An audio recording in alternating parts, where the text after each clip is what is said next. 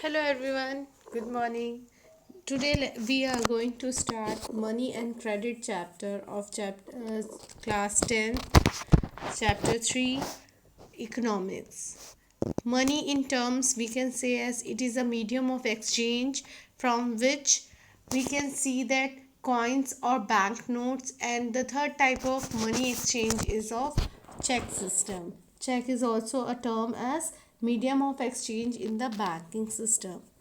Now, items or verifiable record that is generally accepted as a payment system in a monetary term for goods and services in exchange.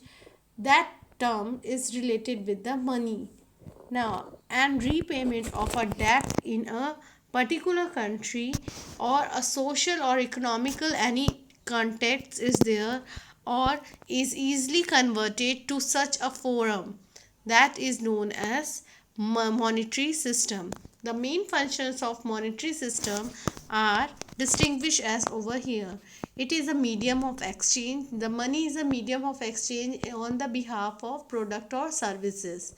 It is also a unit of a account, whatever money you have stored on them. The third one, money is also a stored value which is very usable thing. It is a standard or deferred payment system. However, we are paying through cash or any means of other transaction. The money system is very verifiable and it is a good source of payment system. Now, money as a term of medium of exchange, what we can say is it is the use of money spans a very large number of area or a part of our country or every day to day life. Whatever things we are exchanging, that is every day to day life work is there as a money medium of exchange. Several transaction involving money is made in a single day itself, from a needle to a big car or a houses. Now, goods being brought and sold with the use of money is very common in nowadays. Earlier it was a barter system. Now services are also being exchanged with monetary system nowadays.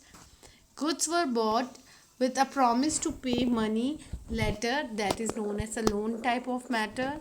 Sometimes money is paid in as an advance payment with the promise of delivery of the good later on, goods or services, but before only we can pay the money in an advance. Now as the need of for a money or a medium of exchange become necessary, different materials were used as medium of exchange. Such are, you can see over here, through the bread system we can exchange money. From earning the money we can also purchase meat. So these kinds of transaction we can do with the money system. Now, problems of double coincidence of wants. Sometimes the problems were happen that we are not want to take any of the product as earlier it was shown. So these types of problems were generally arised in a barter system which was earlier days. Such sometimes at such time it is not compulsory to purchase the same kind of product in exchange of other product. So that is a coincidence of wants. So such problems of double coincidence of wants were happened during the olden days when modern currency was not voyage or introduced.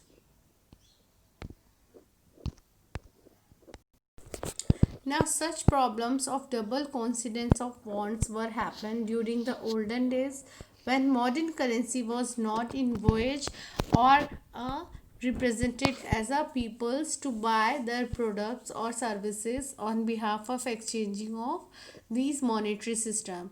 At earlier time, they were exchanging their product with the different commodities. Now, this was called as barter system. Now, for instance, if a shoemaker, here an example is given that a shoemaker or manufacturer wants to buy wheat, what he had to give to the farmer in exchange of wheat? shoes. They have to exchange the shoes with the wheat product. But both the parties have agreed to sell these kinds of products with each other. But what happens if it is not possible? So this is known as double coincidence of wants if someone wants to same kind of product in exchange of other product.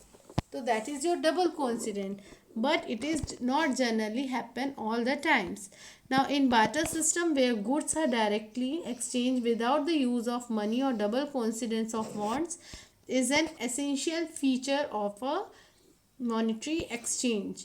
Such as example, it is not always compulsory that you would exchange the product of wheat with the apple. Sometimes apple is also exchanged with different kinds of product. So it is an older means of method of exchanging system. This system has been used for centuries in earlier days, not nowadays, before the money was invented.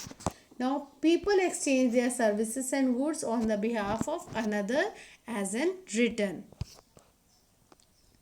Later on, when the currency have been introduced in our country, this currency was a medium of modern forms of money that includes the note system and the coin system.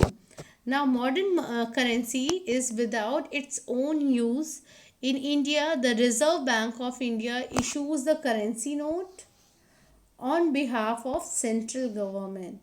Now in Indian rupee, we can say that widely accepted as a medium of exchange. It is accepted as a medium of exchange because the currency is authorized by the government of the country. Only the government decisions have been introduced to form a currency notes or a coins. Now no other individual in a society or an organization is allowed to issue these currency on behalf of them. So the currency is directly issued by the government in contract with the Reserve Bank of India.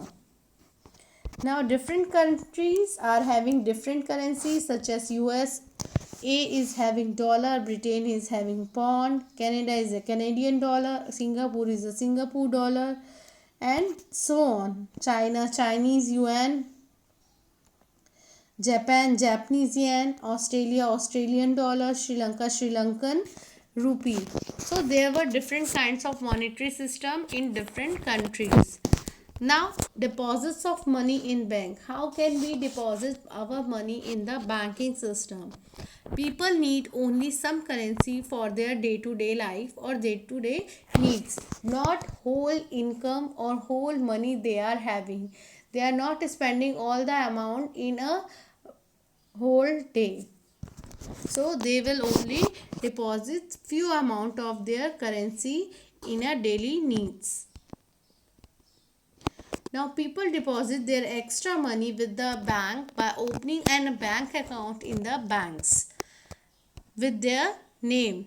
Now bank accepts these deposit and allows and pay some interest on behalf of your depositing amount. And in this way the people money is safe with them, and also it is beneficial for bank to get the profit from these deposition of money in the bank.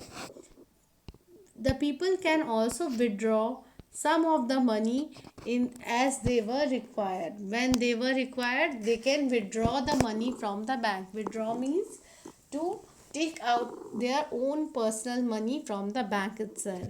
Now since deposit in the bank account and with demand on withdrawn at a process, these process are very easy.